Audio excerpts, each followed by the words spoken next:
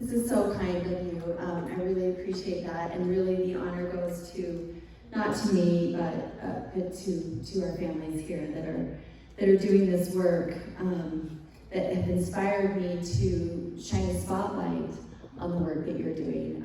Your stories have touched me, and the reason that foster care and this focus area, we chose this focus area is because I spent time with my dear friends. I have a couple of friends who decided to foster, and one of them, she's my friend, my neighbor, and she adopted. She took in a sibling group of 5 children at once, which I'm sure some of you here have done, and those of you that are in this space, you understand that the importance of keeping those siblings together. And she did this.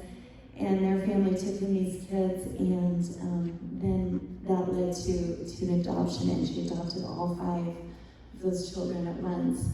And I remember thinking to myself after, I saw that, and I heard about that, and I was watching her, and at the time I was in my church congregation, I was working with the children, and these children, her kids were beautiful. The children would come in, and they were just the sweetest children. And I remember thinking to myself, if anybody else, say, had quintuplets in the neighborhood, can you imagine the outpouring of support and financially, emotionally, just being there for those families? If you had brought 5 babies into your home at once, I just didn't see that.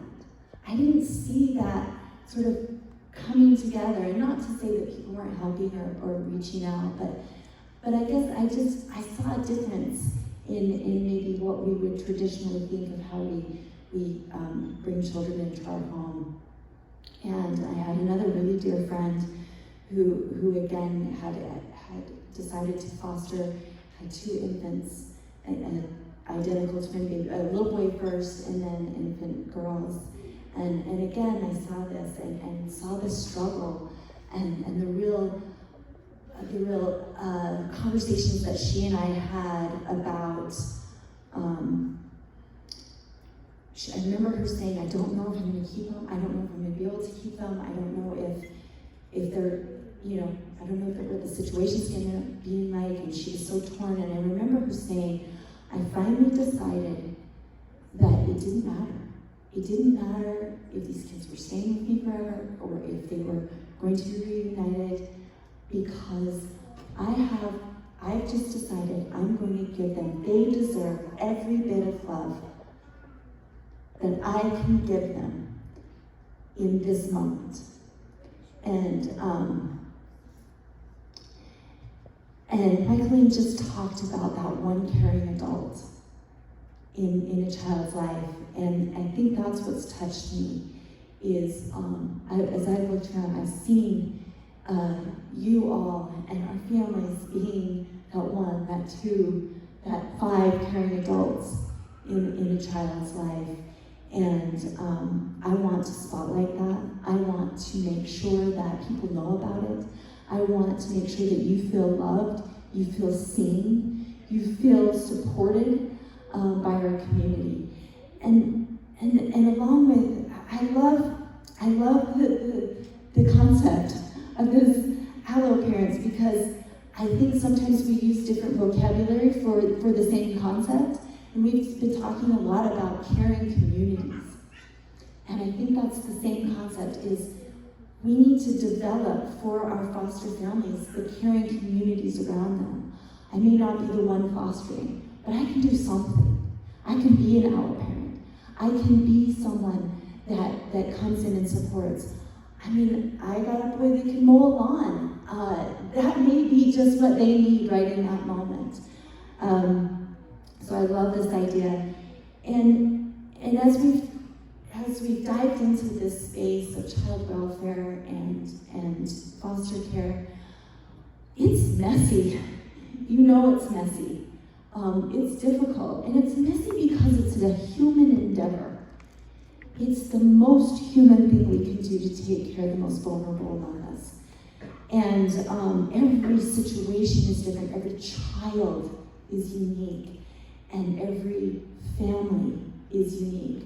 And so there are going to be some struggles, there are going to be some situations where we don't know exactly what to do, and maybe this one-size-fits-all approach is not working for me. Whatever that looks like, we get it, we know it's messy, and we love that you're diving in anyway. And you're addressing the issues head on, and you're loving anyway. And so we just want you to know how much we love you, how much we admire what you're doing, and we want to make sure that you have every support and every chance to be successful in this endeavor. So I had a really fun experience. We went to a Utah foster care chalk art festival at the Gateway in Salt Lake, and it was super cool. It was hotter than Hades. It was really nice.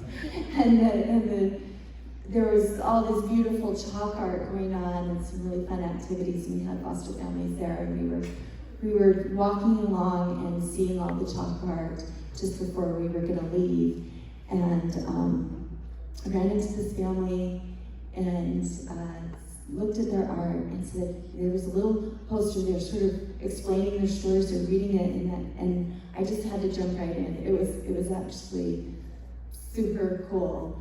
And as they started to tell their story, they had tears in their eyes. And I had tears in my eyes. And we sat there and listened to them and cried together. Megan Carter, who was the biological mama of 2 boys, who needed to be placed in foster care for a time. And she, at this moment with this family, she was there with the foster family that took her 2 boys. And their story is bigger, and I'm so excited that you're going to get to hear it. I'm not going to tell their story, but just a beautiful story of 2 families working together for the good of the children involved. And as a former DCFS caseworker, Vanessa has a deep understanding of the goal and the importance of reunification.